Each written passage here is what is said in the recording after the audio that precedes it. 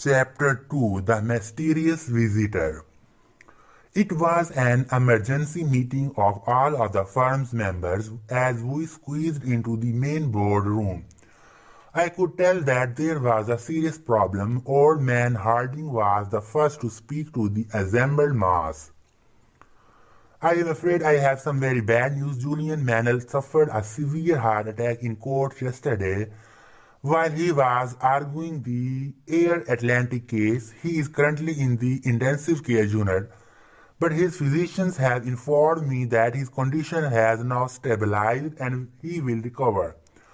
However, Julian has made a decision, one that I think you all must know.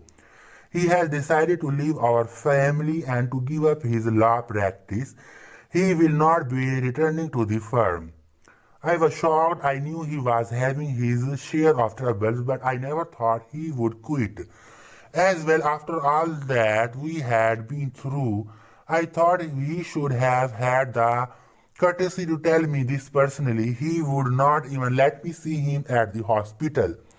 Every time I dropped by, the nurses had been instructed to tell me that he was sleeping and could not be disturbed. He even refused to take my telephone calls. Maybe I reminded him of the life he wanted to forget. Who knows? I will tell you one thing, so it hurt. That whole episode was just over 3 years ago. Last I heard, Julian had headed off to India on some kind of an expedition. He told one of the partners that he wanted to simplify his life and that he needed some answers, and hoped he would find them in that mystical land. He had sold his mansion, his plane, and his private island. He had even sold his Ferrari. Julian Mannel as an Indian yogi, I thought. The law works in the most mysterious of ways. As those 3 years passed, I changed from an overworked young lawyer to a jaded, somewhat cynical old lawyer. My wife Jenny and I had a family. Eventually, I began my own search for meaning. I think it was having kids that did it. They fundamentally changed the way I saw the world and my role in it. My dad said it best when he said, "John, on your deathbed, you will never wish you spend more time at the office." So I started spending a little more time at home. I settled into a pretty good, if ordinary, existence. I joined the Rotary Club and played golf on Saturdays to keep my partners and clients happy. But I must tell you, in my quiet moments, I often thought of Julian and wondered what had become of him in these years since we had unexpectedly parted company. Perhaps he had settled down in India, a place so diverse that even a restless soul like his could have made it his home. Or maybe he was trekking through Nepal, scuba diving off the Caymans.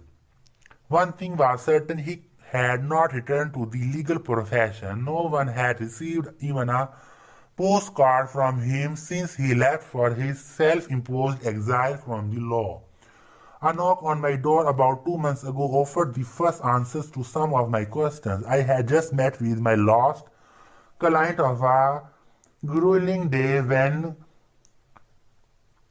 Genevieve, my brainy legal assistant, popped her head into my small, elegantly furnished office.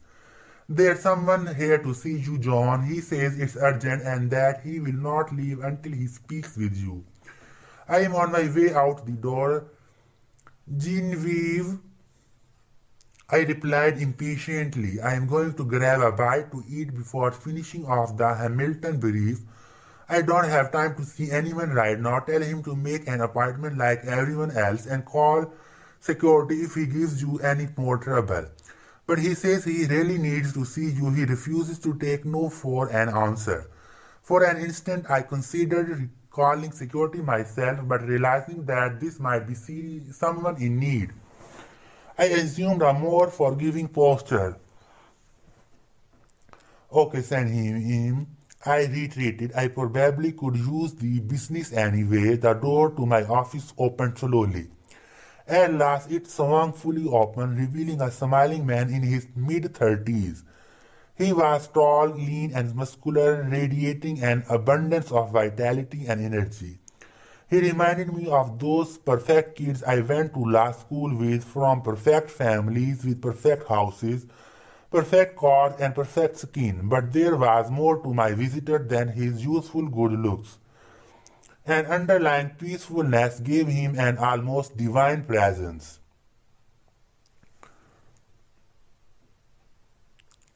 And his eyes, piercing blue eyes that sliced clear through me like a razor meeting the supple flesh of a fresh-faced adolescent anxious about his first shave. Another hot-shot lawyer, gunning for my job. I thought to myself, good grief, why is he just standing there looking at me? I hope that wasn't his wife I represented on that big divorce case I won last week. Maybe calling security wasn't such a silly idea after all. The young man continued to look at me, much as the smiling Buddha might have looked upon a favored pupil. After a long moment of uncomfortable silence, he spoke in a surprisingly commanding tone. Is this how you treat all of your visitors, John? Even those who taught you everything you know about the science of success in a courtroom? I should have kept my trade secrets to myself, he said, his lips curving into a mighty grin. A strange sensation tickled the pit of my stomach. I immediately recognized that recipe.